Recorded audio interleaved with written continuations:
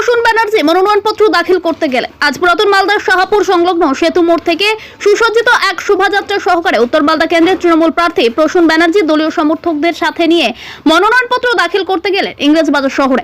মঙ্গলবার মনোনয়নপত্র জমা দেওয়ার মিছিলে উপস্থিত ছিলেন প্রার্থী সহ মালদা জেলা তৃণমূল কংগ্রেসের সভাপতি আব্দুর রহিম বক্সি, পুরাতন মালদা পৌরসভার চেয়ারম্যান ও ভাইস চেয়ারম্যান কার্তিক ঘোষ এবং শফিকুল ইসলাম, তৃণমূল নেতা বাবলা সরকার, বিভূতিভূষণ ঘোষ সহ উত্তর মালদা কেন্দ্রের বিভিন্ন ব্লকের তৃণমূল কর্মী ও সমর্থক।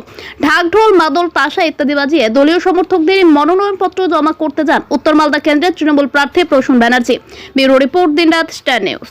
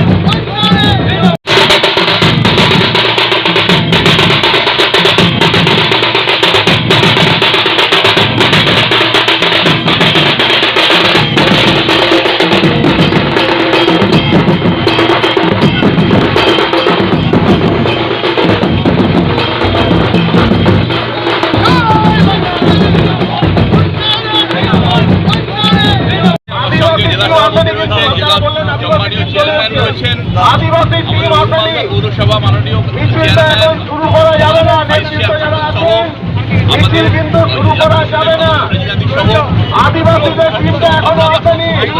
আছেন।